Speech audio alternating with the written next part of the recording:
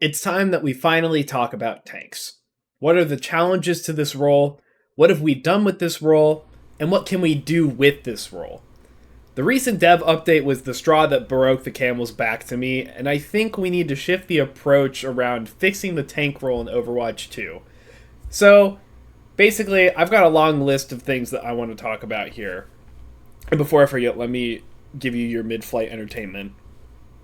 But tanking in Overwatch 2 has been, since the beginning, the most controversial change, and just, in general, 5v5 to 6v6, and how they're changing the tank role and some of the tanks they've added, and the list just kind of goes on and on. How good does it feel to tank, right?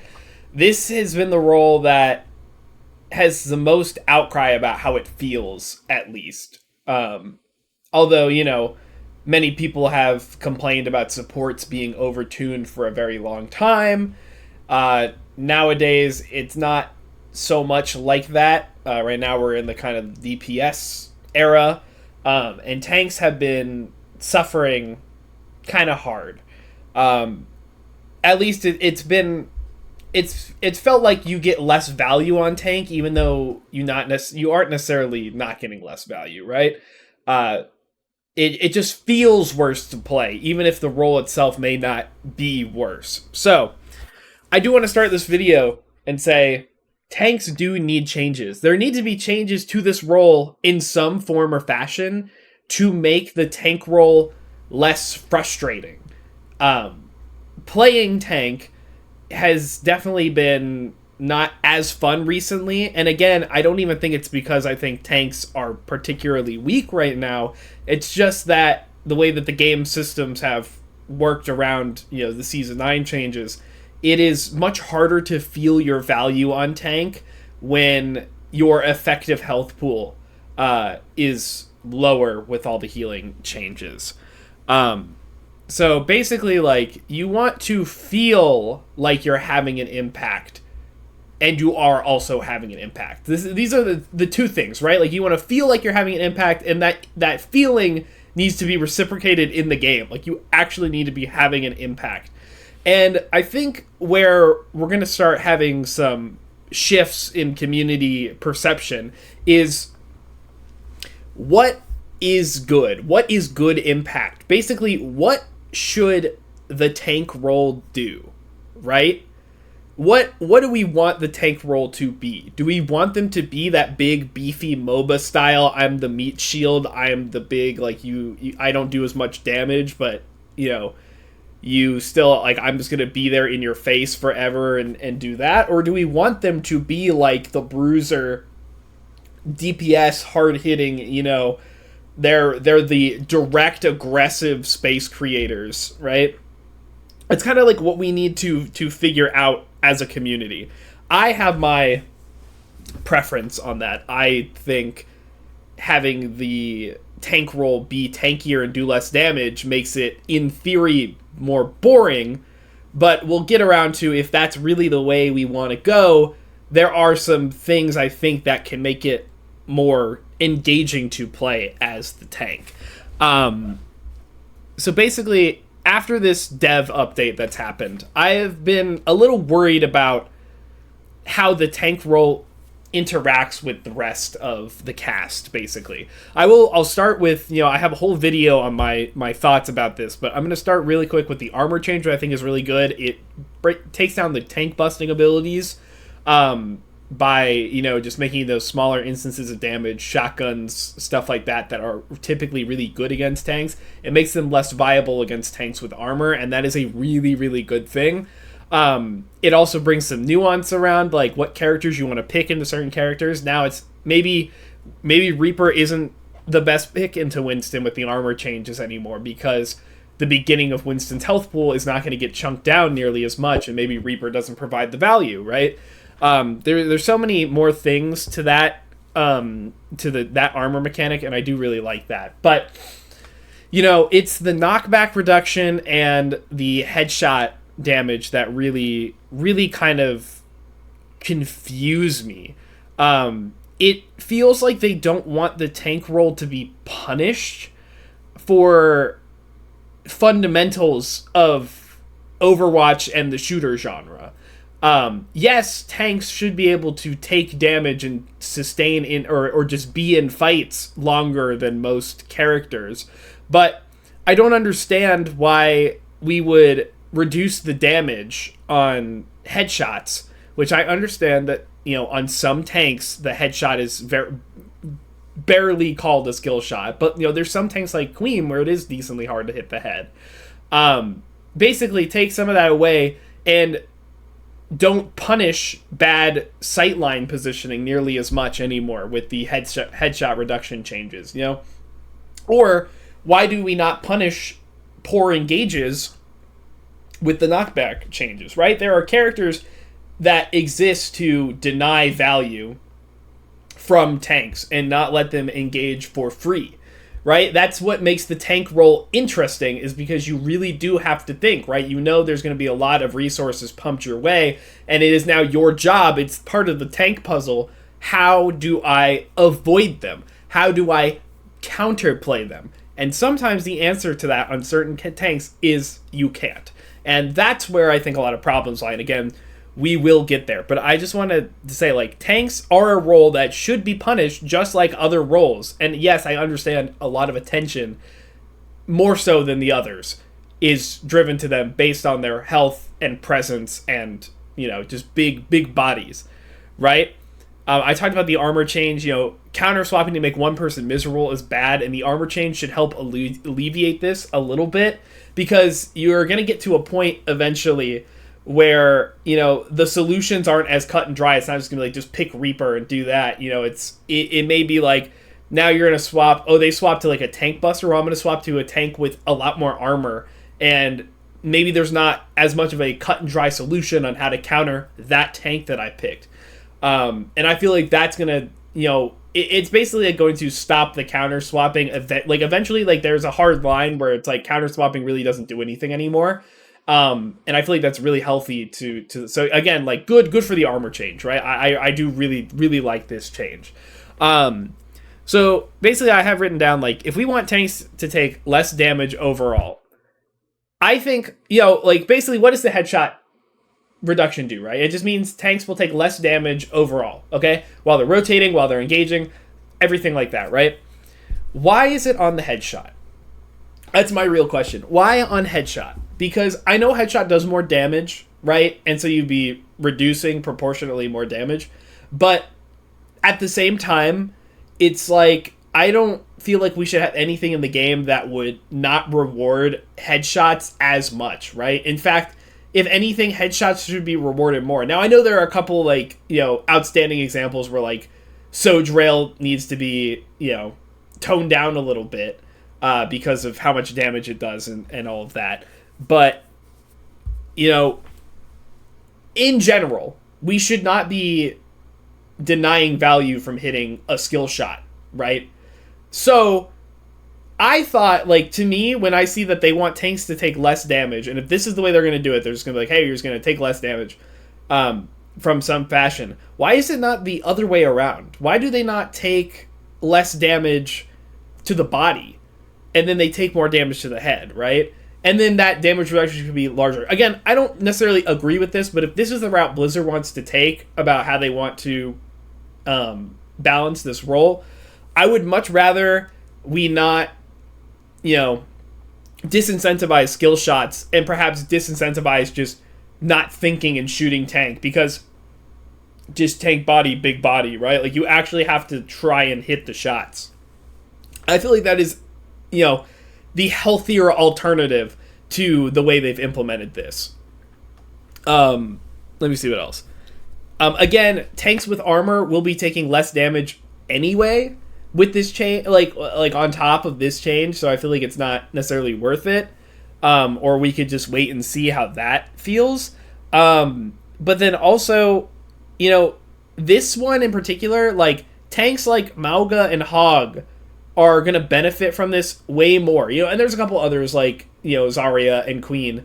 But, tanks that we don't like and we don't really want to be meta they are going to benefit from this way more because they don't directly mitigate damage. In fact, they just take damage on their big bodies. And, like, making headshots less valuable, especially for characters that already have damage reduction on top of that, like, that feels really... I feel like that's going to feel really, really bad when you try and play against some of those characters. Going to the next change, I feel like we have the CC problem backwards, right? So tanks are bullied by knockback and CC, right? Because a lot of most of their abilities are countered by those abilities, right? And that's where, like, the counterplay aspect comes into play. Like, you have to outplay this stuff. But where I think we have confused ourselves as a community is that we want more counterplay to CC. We don't really want, just CC to be less effective against them, right? We want there to be more options to avoid it, to make skillful plays, rather than just it not working as well. Because that, again, adds to the uninteractability of some of these characters. I mean, like, Wrecking Ball only getting booped half of the distance by a whip shot. I mean, like, what's the point, right? Like, I know, again, a lot of people have said, like, the point is to not shoot the tank. But I feel like if our solution is to try to make people not shoot the tank, we should make it more valuable to shoot other people, not necessarily less valuable to shoot the tank or focus the tank or put abilities into the tank, right? You don't want it to be like a fruitless endeavor. You want it to be more enticing to shoot the other roles, right? And then, like, your consolation prize is that you have to shoot the tank if that's what you see, right? I feel like that is much healthier and less frustrating overall. And again, rewards skill and decision making, because at this point it doesn't feel like it's a decision to shoot the tank. At some point when you just do 0 damage to them, then there's no point, right? Tanks have health resource just like everyone else, and they can't take that much poke. Or resources, right? Like, they can't draw too many resources to get theirs taken out. So I don't know. But I don't want this whole video to be about that, like, 2.0 on the whole director's take video. We can talk about some other things. I have a lot of other points to talk about here. So, basically, how do we fix the tank role? Or, like, what are the fixes that have been coming in? Well, they've been very general, broad system things, role passives, system mechanic changes like armor, and the healing regen, right? It's the one-size-fits-all solution, and it's the easy solution, right? And I do not blame Blizzard for making these calls about making an easy decision, like something that affects every character, because it means they have to change less things and put less dev time into it. And with how the industry has been going and Blizzard's internals and layoffs and everything, we have no idea what it looks like behind the scenes, and I'm sure that they do not have the workforce that they really need to do everything that they want, or even the budget that Blizzard or Microsoft even at this point are giving them. So they are working with what they have, and they are trying to fix things like that, broad first, and then do, like, smaller hero-specific changes if they really need it. And I do understand why they've done this, right? However, I do think that a lot of the problems stem from individual hero designs either lacking something or having too much in them that are not as skillful or fun to play against, right? Like Mauga, like Hog, Wrecking Ball is the CC, like, he gets CC chained all the time, right? Why does Ball not have a way to counteract CC? He has nothing. He does not go fast enough. He does not have burst movement, really. He has to, like, his arcs are very clear. He doesn't have any way to counteract CC or play it or counterplay it. So instead, there are these big system changes that just make the other roles feel worse against Ball. And now it just becomes easier for Ball to get in. I feel like that's not the way we want to go. I feel like we want to have, our characters be more in-depth. I mean, like, this may be a controversial take. Actually, real quick before I get into that, let me just get the next match started so you guys have something to look at. Okay. This may be a controversial take because I know a lot of, Overwatch 1 design philosophy doesn't really work anymore, right? But I think a lot of people still want to hold on to this idea that characters should not be able to do everything, and they shouldn't. They shouldn't be able to do everything. But I think a lot of people think that characters should be able to do like very few things and just be really good at them because it makes them interesting, which it does. That is true. Characters having their niche and all of that. But at this point, I think the healthiest, strongest, higher skill expression heroes are the ones that are versatile and they have options. And the healthiest of those are the ones that have clear, defined weaknesses even still, right? I want you to think about, we'll bring an Overwatch 1 example and an Overwatch 2 example, right? So think about Winston, right? Winston, Overwatch 1, everybody loves Winston, right?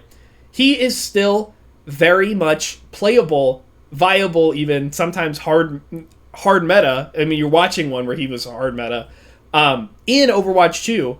And that's because even though he has a simple kit and he's been around since the beginning, he is very versatile. He's got the bubble can be used in so many different ways, and you can do so many things while it's up. Jump is on a lower cooldown, and you can use it to engage, to disengage, to chase, to reposition mid-fight, and just, there's so many things, and good Winston players are always showing their prowess and everything. And basically, like, Winston is versatile, and he's very healthy because he has so many skill-making decisions, or skillful decision-making, rather. And that's a really good thing. And the other, Overwatch 2 character that's always really strong, maybe definitely a little over-tuned at some point, but I think she's in a much better spot now, is Sojourn, right? Sojourn plays with so many different types of comps, because she's got a really good, lower cooldown mobility tool. She's big, rewarding mechanical skill. And they even had to nerf her a little bit so that she doesn't even like one-shot headshot anymore. But she's still viable because of just like how her kit breaks down and functions, that she can do a lot all the time. But she still has weaknesses, right? If slide is off cooldown, it's very easy to track. You can catch her out, right? If she doesn't have rail and you take a close range duel with her, then she can't really win it. At least not as easily, especially if she doesn't have slide, right? So there are clear weaknesses to these strong characters, and that is a much healthier way to go. And the reason I bring all of this up is because that is why, people don't complain about Winston. Some people complain about Doom, sure. I think Doom's another like versatile Overwatch 2 character, but they are interactive and they actually are counterable, right? Like, it is hard to play Winston, but that's why Winston is so fun. That is the fun of tank, is it not? I think a lot of people think that tank should just be this big, like, oh, I don't think, I'm just going to go in the front line and I hope nothing shoots me. And I don't think that's true. I think the fun part about tank is finding how you can have your impact in a role that isn't exactly isn't exactly like suited per se to the FPS genre. It's very interesting and weird, and like that's why tank is fun to me.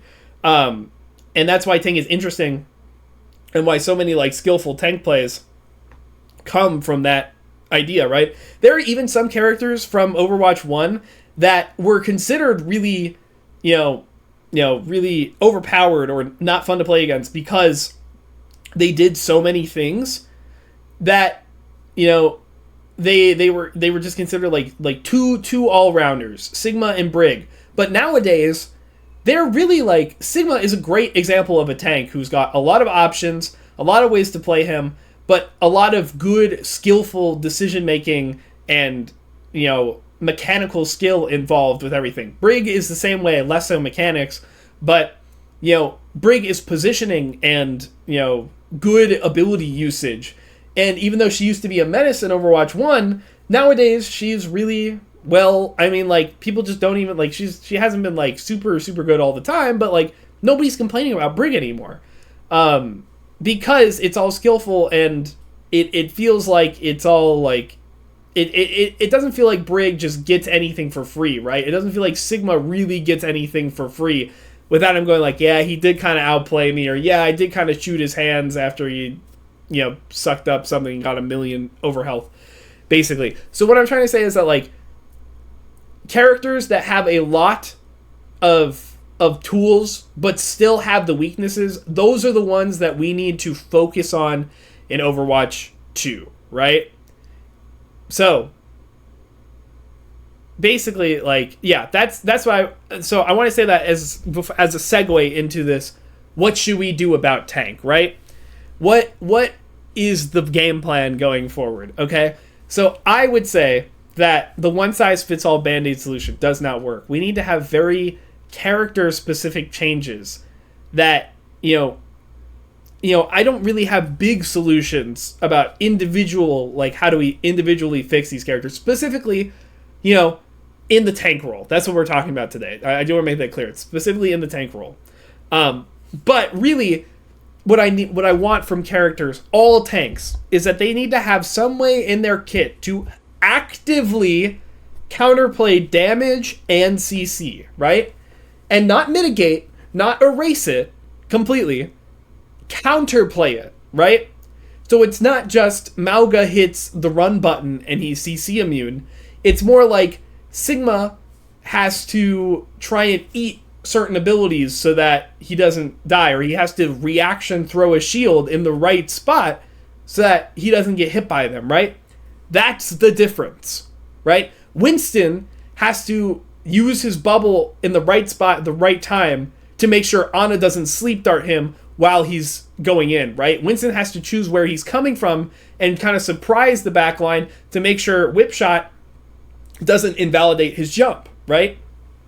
Counterplay, not eliminating the threat, right? We don't want to eliminate the threat. And it feels to me like these other changes that we've made to the tank role are more on that side of the balance changes. And again, I feel like that dumbs down the role and makes interacting with it and playing it much less interesting, right?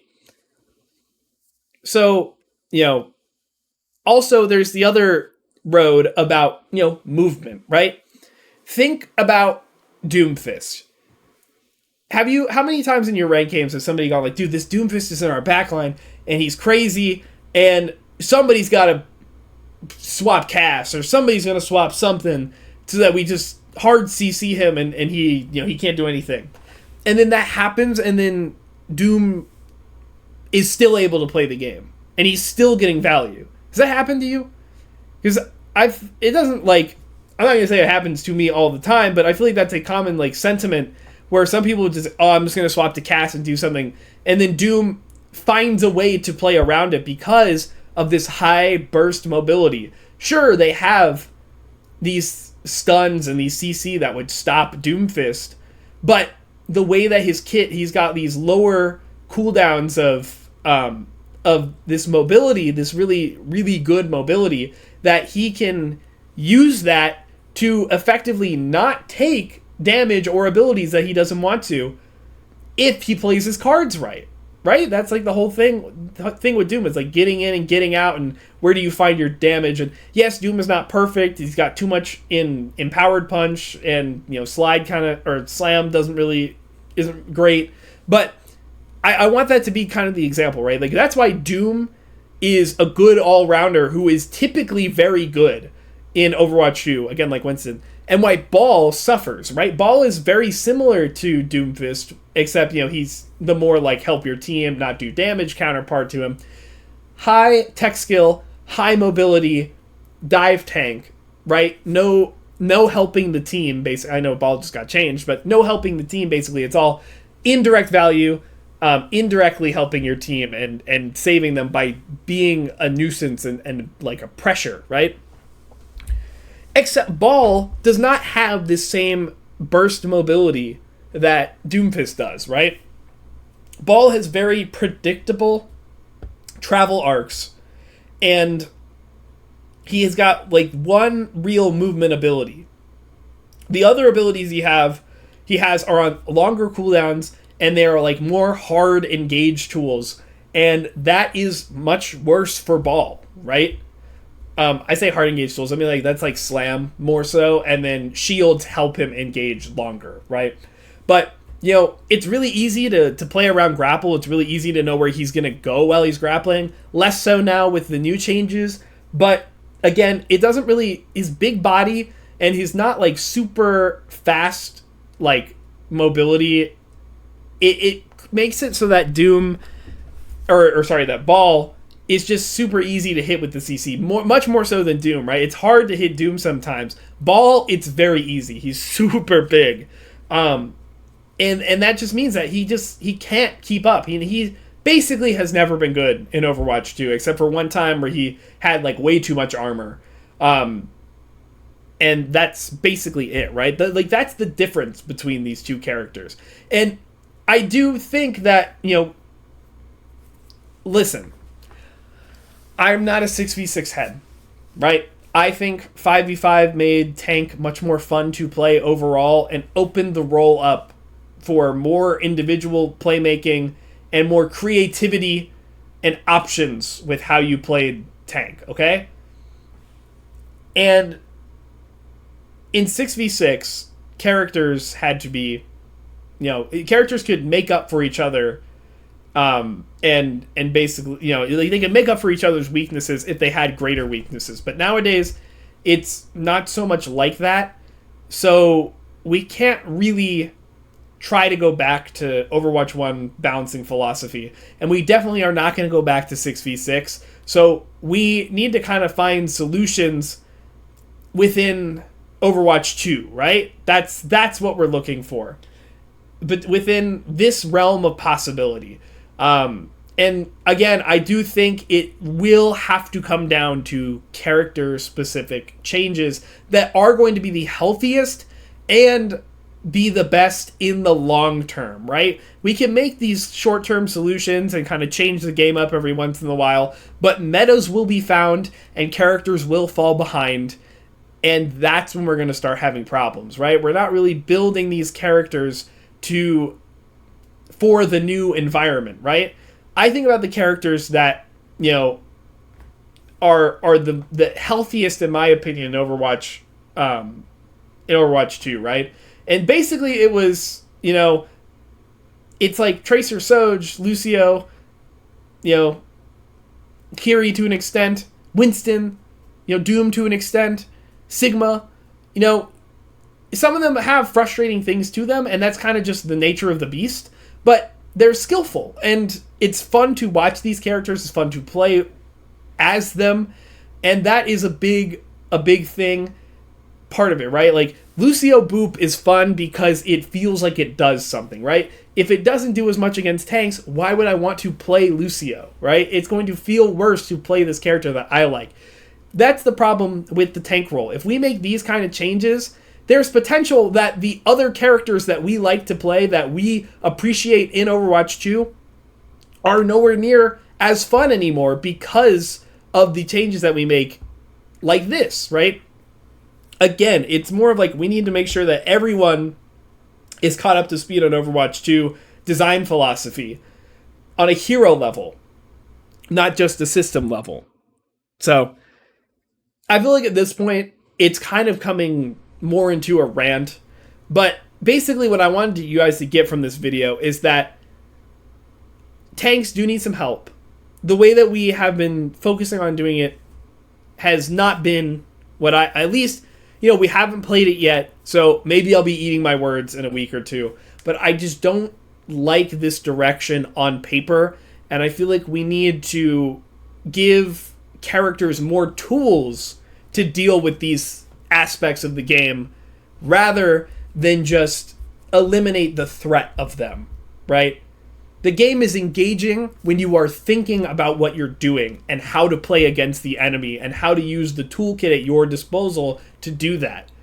These kind of changes, to me, feel like we are removing that element more and more from Overwatch. Again, I do not want this to become a 6v6, 5v5 complete train wreck of a comment section. or anything like that. I don't think this has really anything to do with it, to be honest with you. We are playing Overwatch 2, and heroes should be versatile, and they should have counterplay, and they should have weaknesses, right? So we need to make sure that the characters that we have are fun and engaging to play with and against. And that is really hard to do. And I'd love to hear some of your guys' suggestions about how to make some of those more problematic characters or more, frustrating or even weaker characters in the tank role more engaging like that. More in line with what Overwatch 2 is trying to do and not necessarily doing it all the way, the right way. But again, this is kind of getting ranty, and I'm going off on plenty of tangents, so I am going to end it here. Thank you guys so much for watching, listening. Again, I talked about it already, but please leave a comment. Tell me what you think. Tell me what there is to do. If you have any solutions or ideas on how to change certain characters, I would love to hear them. And while you're at it, if you could do all of that, the good YouTube stuff, like, comment, subscribe, it does really help me out. I do really appreciate it at the end of the day. If you want to get on these discussions live, that's going to be twitch.tv/LaneHemingway. I do a discussion every time I go live, and then it will eventually get posted to my YouTube channel. But yeah, all my other socials are in the description. Oh, excuse me. Thank you so much for watching, and have a good day.